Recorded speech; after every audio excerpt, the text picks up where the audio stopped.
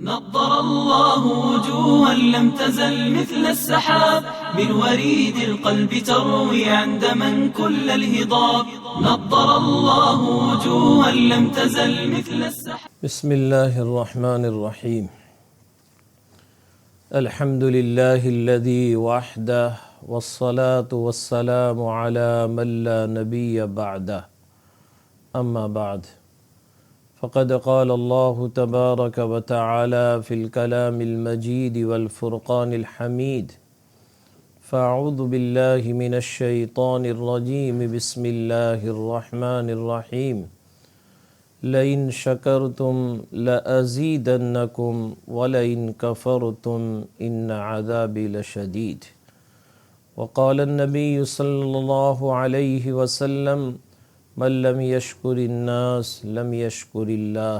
صدق الله العظيم وصدق رسوله النبي الكريم، ونحن على ذلك لمن الشاهدين والشاكرين، والحمد للہ رب العالمین۔ الحمدللہ حضرت مولانا انس صاحب اور ان کے ساتھ اس ادارے کے ذمہ دار حضرت مولانا اخلاق صاحب، ان دونوں کی دعوت پر جامعہ قاسم العلوم میں سالانہ اجلاس میں شرکت کا موقع ملا۔ الحمدللہ اس ادارے کی زیارت کر کے دل باغ باغ ہو گیا۔ دعا کرتا ہوں کہ اللہ رب العزت اس ادارے کی خدمات جلیلہ کو قبول فرماوے، اور اس ادارے کو فیض کو اللہ رب العزت عام اور تام فرمائے۔ ماشاءاللہ ادارے کے ماحول کو دیکھ کر بڑی خوشی ہوئی۔ علمی ماحول ہے اور بہت ہی مائع ناز قیمتی علمی اساتذہ کرام کی ایک بڑی ٹیم یہاں پر کام کر رہی ہے۔ دعا کرتے ہیں اللہ ان تمام کی کاوشوں کو قبول فرماوے۔ الحمدللہ گزشتہ رات سالانہ اجلاس کی مجلس میں شرکت کا موقع ملا۔ بخاری شریف کی تکمیل تھی۔ الحمدللہ آج کے اس سالانہ موقع پر تقریباً 28 طلبہ عالم دین بن کر فارغ ہو رہے ہیں، 12 مفتی بن کر فارغ ہو رہے ہیں، اور تقریباً 22 طلبہ شعبہ تحفیظ سے اپنا قرآن کریم انہوں نے حفظ مکمل کیا۔ یقیناً یہ ادارے کا ایک بہت بڑا کام ہے۔ اللہ رب العزت ان تمام فضلاء کو قبول فرماوے دین متین اور دین حنیف کی خدمت کے لیے۔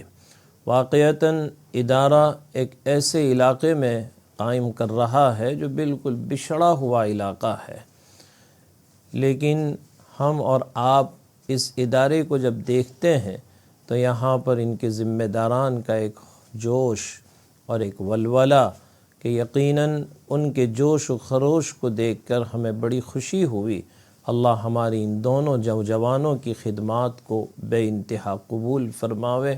لہذا میں دل سے دعا کرتا ہوں کہ اللہ رب العزت اس ادارے کی نظر بس سے حفاظت فرماوے۔ اس ادارے کی طرف اہل خیر حضرات کو میں توجہ دلانا چاہتا ہوں کہ خصوصی اپنی توجہ مبذول فرمائیں، کیونکہ ابھی ادارے کو بہت سی تعمیرات کی بھی ضرورت ہے۔ درسگاہیں بھی ان کے پاس موجود نہیں ہیں، بیچارے بہت ہی اور ناخستہ حالات کے اندر، اور ایسی پرانی عمارت کے اندر تقریباً 700 طلبہ یہاں پر دارالاقامہ میں مقیم ہے۔ لہذا میں اہل خیر حضرات سے خاص طور پر یہ اپیل کرنا چاہتا ہوں کہ آپ اس ادارے کی دل کھول کر تعاون فرماوے، اور اللہ رب العزت آپ کے عطیات کو قبول فرماوے۔ آج کے اس سفر کے اندر ہماری ملاقات حضرت مولانا طاہر صاحب پالن پوری دامت برکاتہم العالیہ سے بھی ہوئی۔ حضرت کی ملاقات سے بڑا دل خوش ہوا کہ یقیناً یہ لوگ ایسے علاقے میں کام کر رہے ہیں۔ اللہ رب العزت ہمارے ان حضرات کو بحرین میں بہترین بدلہ عطا فرماوے۔ اسی طرح حاجی یوسف صاحب جب بمبئی سے تشریف لائے ہیں، اس حاجی یوسف صاحب کا اس ادارے سے دلی تعلق ہے. آج اس ادارے کے اندر اتنی بڑی مسجد جو ہم دیکھ رہے ہیں، اس مسجد کے اندر حضرت کا بہت بڑا تعاون رہا ہے. دعا کرتے ہیں اللہ رب العزت حاجی صاحب کو دنیا اور آخرت میں بہترین بدلہ عطا فرماوے. اور میں ان سے اپیل بھی کروں گا کہ جس طرح آپ اس ادارے سے جڑے ہوئے ہیں، ہمیشہ آپ بھی اور مولانا طاہر صاحب سے بھی درخواست کروں گا کہ ہمارے ان بچوں کی طرف آپ خصوصی توجہ مبذول فرمائیں. اللہ آپ کی خدمات کو قبول فرماوے. اسی طرح آج کے اس سفر میں مولانا عبدالرشید صاحب ناظم بیلا کوساڑی بھی ہمارے ساتھ ساتھ رہے. ہم سب دل سے دعا کرتے ہیں اللہ رب العزت ہم سب کو موت تک دین اسلام کی خدمت کے لیے قبول فرمائے. آمین. وآخر دعوانا ان الحمد للہ رب العالمین.